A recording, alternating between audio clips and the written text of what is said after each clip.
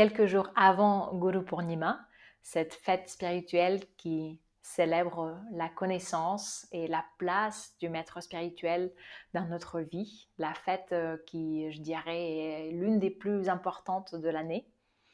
Je voudrais vous parler de ce terme qu'on entend de plus en plus qui est Guru. Et je vais commencer par attirer votre attention sur deux livres. Et le premier, je pense que vous le connaissez tous, c'est l'autobiographie de Paramahamsa Yogananda, où il décrit de manière détaillée et succulente son pèlerinage, on peut dire comme ça, son périple dans les recherches de son maître spirituel.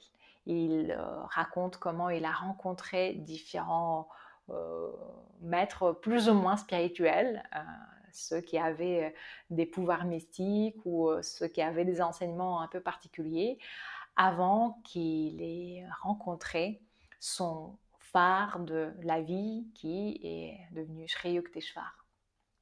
Et le deuxième livre, il est moins connu dans l'espace francophone et il est plus récent, il a été publié en 2008, je crois.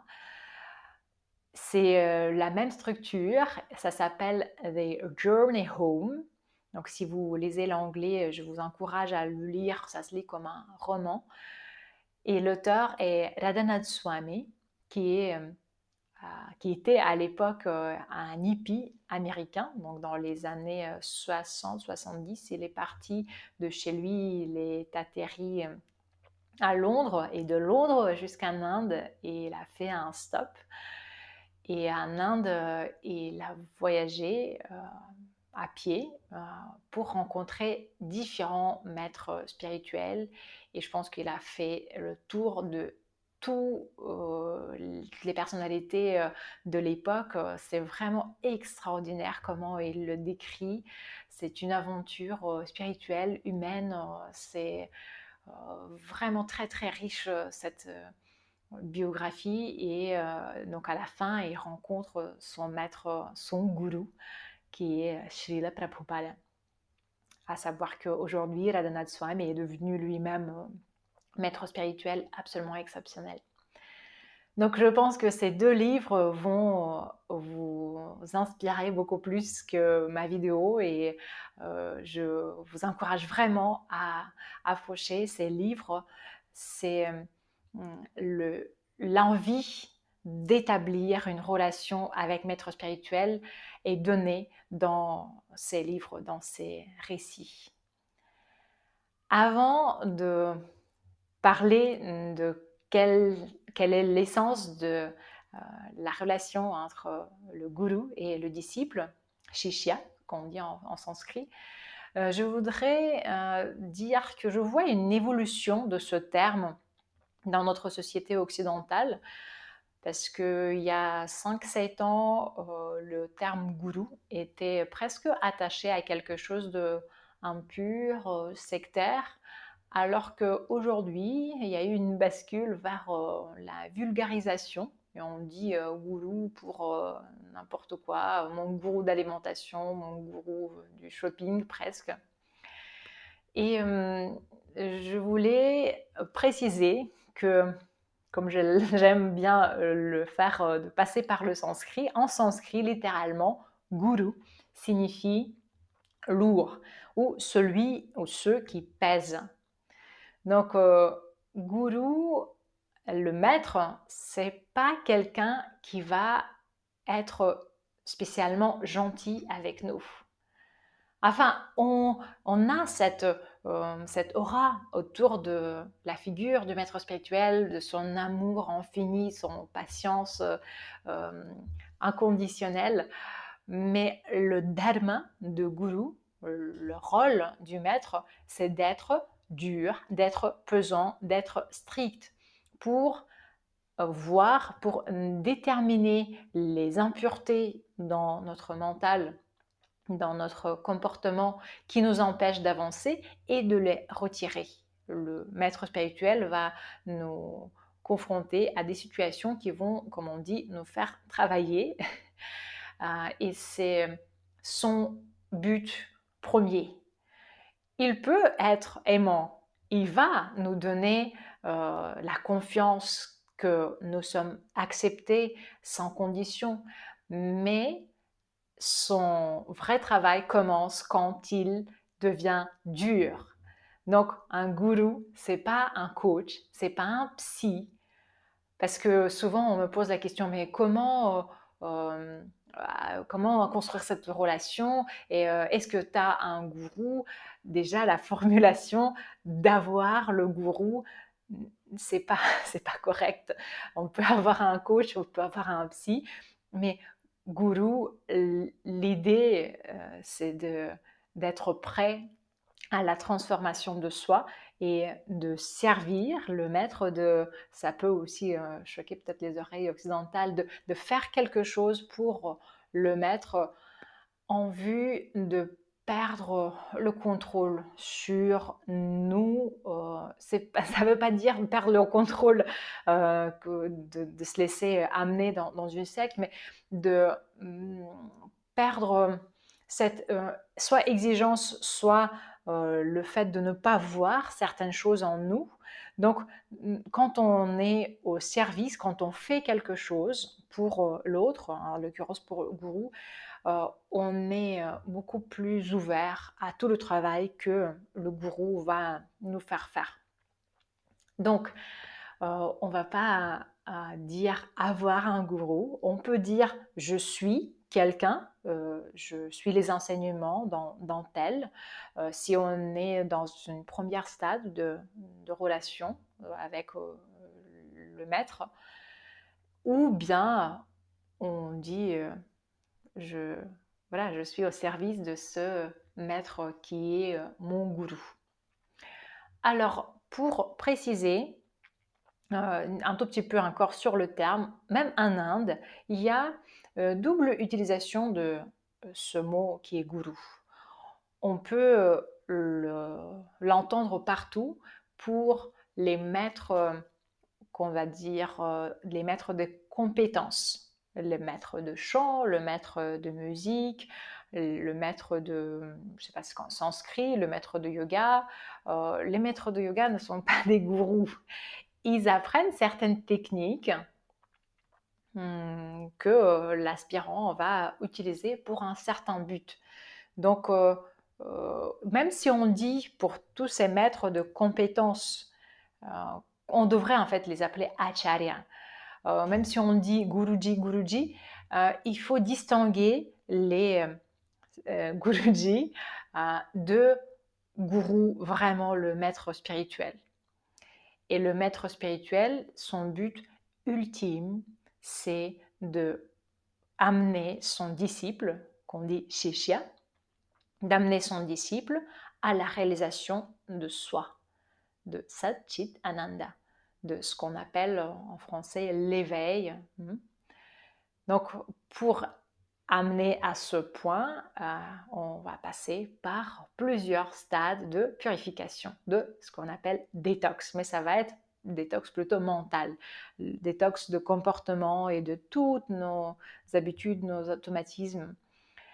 Et encore une chose très importante sur gourou, c'est pas quelqu'un qui a besoin de disciples. En fait, un vrai gourou, un vrai maître spirituel, il est libre, il revient vers les disciples par compassion. On dit que le maître spirituel, c'est un être qui a traversé avec une barque de sa sadhana, de sa pratique, il a traversé la rivière ou l'océan de l'illusion et il reprend la barque, en fait, et revient pour tendre la main aux disciples.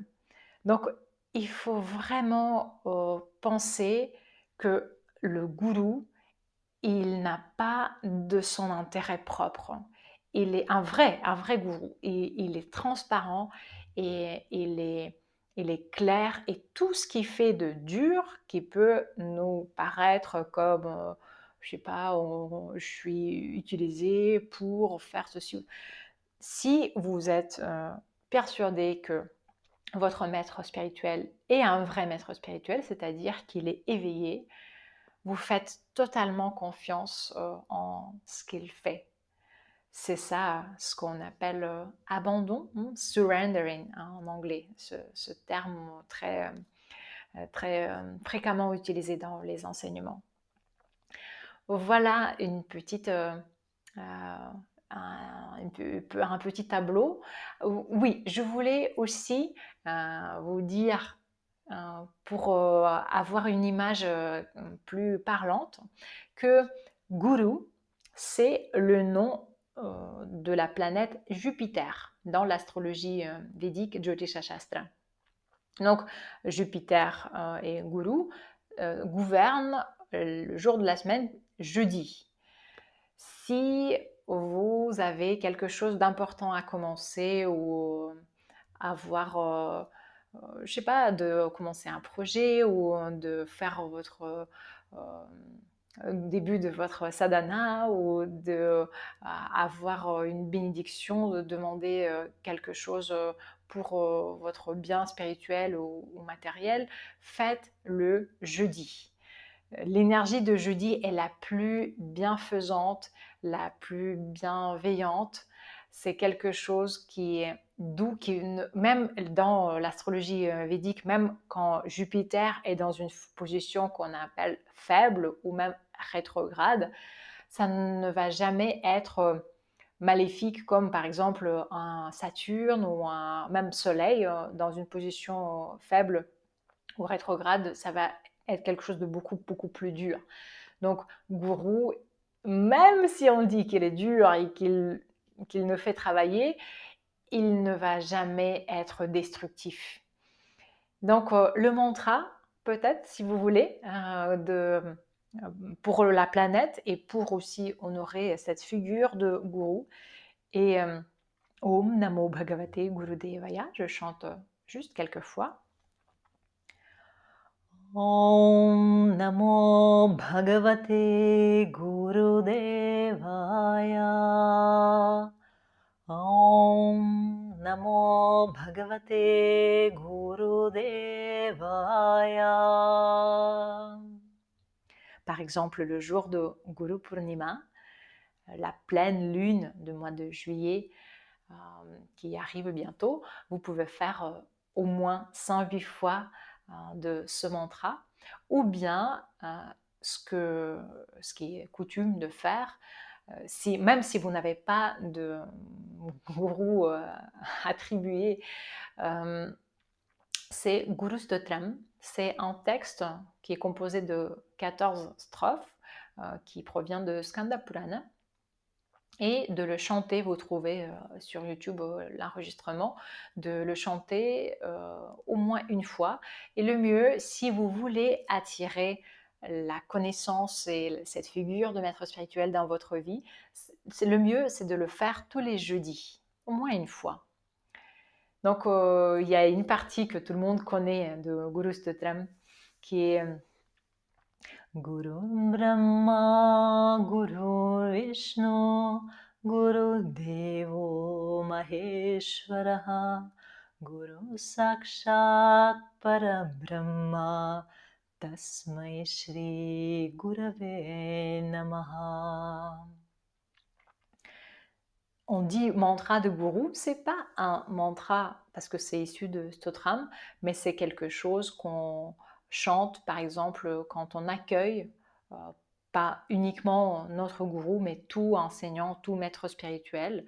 Dans nos formations, quand il y a les intervenants, les swamis qui viennent donner les satsangs, on se met debout tous et on chante cette partie de Guru Stotram pour exprimer l'hommage au maître spirituel et à la connaissance qui va être donnée.